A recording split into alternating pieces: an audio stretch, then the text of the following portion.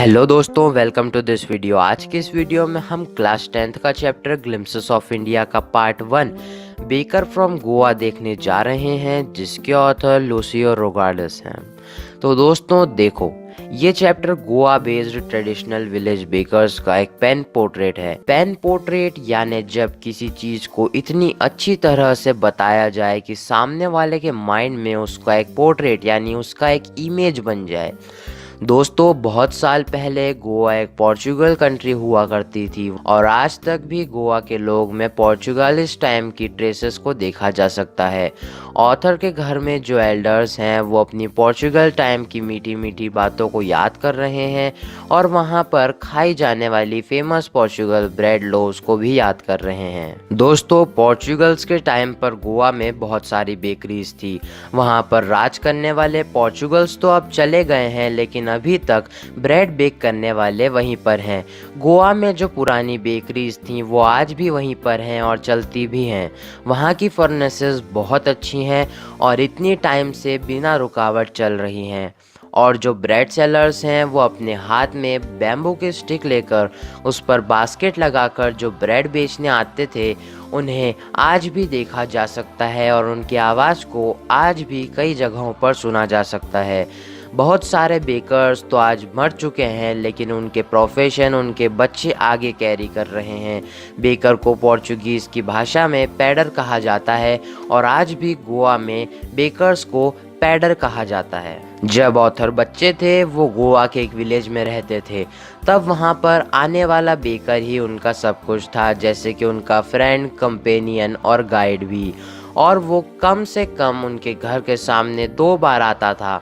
जब वो मॉर्निंग में पहली बार अपनी टोकरी भरकर बेचने निकलता था और फिर शाम को जब पूरे शहर में घूमने के बाद खाली टोकरी लेकर वापस जाता था। जब हम सोए रहते और हमें बेकर के बैम्बू की जिंगल की आवाज़ आती तो हम जल्दी से उठकर बाहर भागते और उससे मिलते और उसे ग्रीट करते। पर हम ऐसा क्यों करते थे? क्या ये हमारा ब्रेड के लिए प्यार था? ऑथर बाहर स्पेशल ब्रेड लेने के लिए भागते थे, जो कि बैंगल्ड शेप की होती थी, जिन्हें कानकोन कहा जाता है। वो जब एक हाथ में बैम्बू स्टिक लेकर आता था तो बहुत अच्छी जिंगलिंग की आवाज़ आती थी।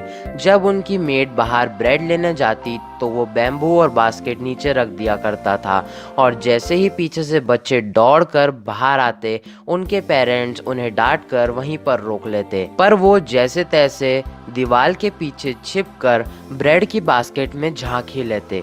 ऑथर कहते हैं कि उनको उस फ्रेश ब्रेड की खुशबू आज भी याद है। घर के बड़े लोग ब्रेड लोव्स खाते थे और बच्चे ब्रेड बैंगल्स खाते थे। जब उन्हें अपनी मनपसंद बैंगल ब्रेड मिल जाती थी तो वो उसे जल्दी से खा जाते थे और ये भी केयर नहीं करते थे कि उन्होंने ब्रश किया है या नहीं।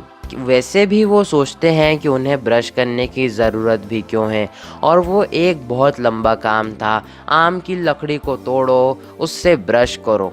दोस्तों, पहले के लोग टूथब्रश या पेस्ट नहीं यूज़ करते थे। वो अलग अलग पेड़ जैसे कि नीम, बबूल और मैंगो के डेलिकेट लकड़ी को चबाकर ब्रश करते थे, जिससे नेचुरल क्लिनजिंग हो जाती थी। ऑथर कहते हैं कि शेर कोई ब्रश तो करता नहीं है, फिर भी वो इतना साफ रहता है, तो फिर हमें क्या ज़रूरत। ऑथर बताते हैं कि गोवा में ब्रेड का इतना इम्पोर्टेंस था कि मैरिज गिफ्ट में भी बॉल नाम की ब्रेड देना ज़रूरी था, और जिस पार्टी में ब्रेड ना हो उसे तो लोग इंजॉय ही नहीं कर सकते थे। अगर किसी घर में डॉटर की इंगेजमेंट हो और सैंडविच ना बने, ऐसा तो हो ही नहीं सकता था।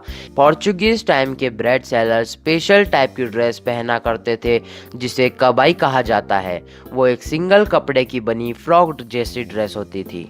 लेकिन ऑथर ने उनके बचपन में जो बेकर और पैडर्स देखे थे वो शर्ट और ट्राउज़र पहनते थे, लेकिन जो ट्राउज़र होता था उसकी लेंथ फुल भी नहीं होती थी और घुटनों से नीचे होती थी, यानी वो एक 3/4 पैंट होती थी। जो लोग आज भी ऐसी पैंट पहनते हैं, लोग उन पर कमेंट करते हैं कि वो पैडर हैं। बेकर महीने के आखिरी में बिल लेता था और जो हिसाब रहता था वो घर के बाहर वाली दीवार पर पेंसिल से मेंटेन किया जाता था। बेकिंग उस टाइम का बहुत प्रॉफिटेबल बिजनेस था क्योंकि उनके फिक्स्ड कस्टमर्स थे। बेकर की फैमिली कभी भी भूखी नहीं रहती थी और बेकरी में काम करने वाले हर कोई अच्छी लाइफ जीते थे। अभी भी जो इंसान जैक फ्रूट यानी कटहल जितना मोटा होता है उसे लोग बेकर ही कहते हैं, क्योंकि वो लोग बहुत हट्टे कट्टे और मोटे होते थे। तो दोस्तों, इस चैप्टर में हमने गोवा की ट्रेडिशनल ब्रेड और बेकर्स के बारे में जानकारी ली। डिफरेंट ओकेजन्स पर डिफरेंट टाइप्स की ब्रेड की परंपरा गाँव में अभी भी देखी जा सकती है। ऑथर ने एक्सप्लेनेशन कुछ इस तरह से किया है जैसे कि हम कोई पोर्ट्रेट देख रहे हों।